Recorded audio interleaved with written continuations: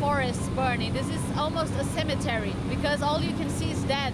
The relentless threat from Hurricane Dorian rapidly strengthening over the past 24 hours to a monster Category 5 storm. UK scientists are saying the bushfires in Australia are a warning of what may be to come around the world.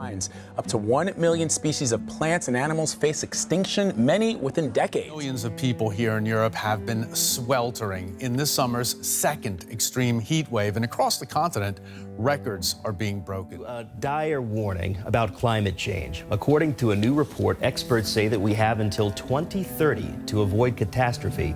It also says if unprecedented changes are not made and made soon, there will be irreversible damage to the planet.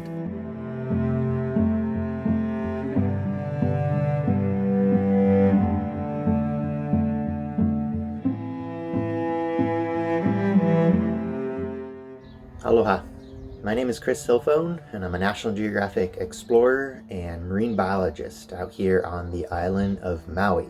The huge threat for us as this island that is based off of tourism is our coral reefs. This past summer, we have experienced one of the worst coral bleaching events that Maui has seen in a very long time. The ocean heated up so much that it killed thousands of individual coral heads, and people from all around the world traveled to Maui to specifically dive and snorkel and swim amongst our coral.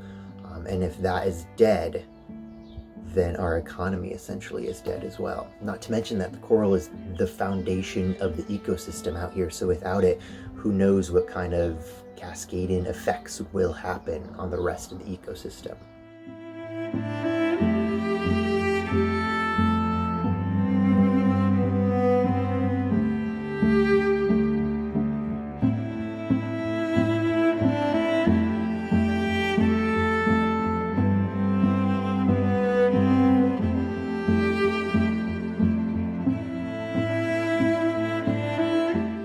I'm Puerto Rican. My parents were born in Puerto Rico. A couple of years back, the Hurricane Maria hit the island. It was devastating. Structurally and financially, it wasn't very strong. A lot of unemployment, a lot of crime. Because of the structure and the way things are, especially with the electrical system, really just run on one light switch. My family went with a year and a half without clean water, bathrooms, and power. Over 500,000 Puerto Ricans left the island. It went from 3.5 to 3.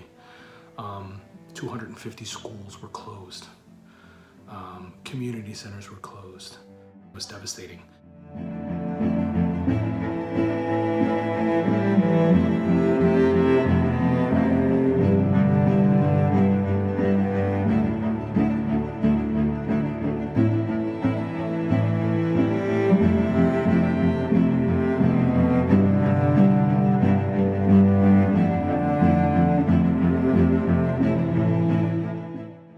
Isabella Hartley, and living in the Santa Ynez Valley in Central California, it's hard not to see the effects of climate change firsthand.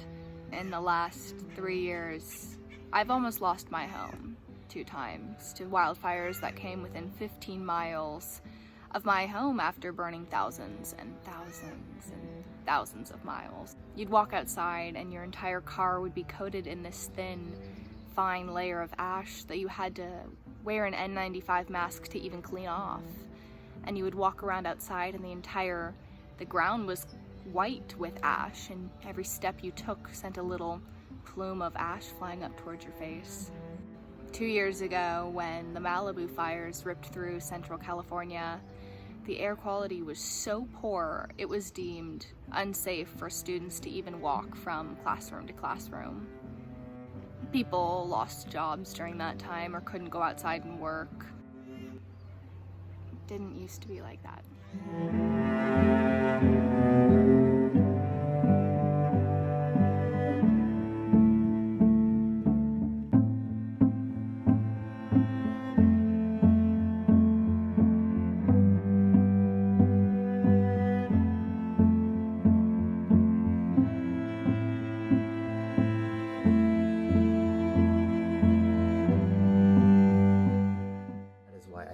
There will be and there can be hope for our ocean and for our planet, but more importantly for ourselves as well. Mahalo.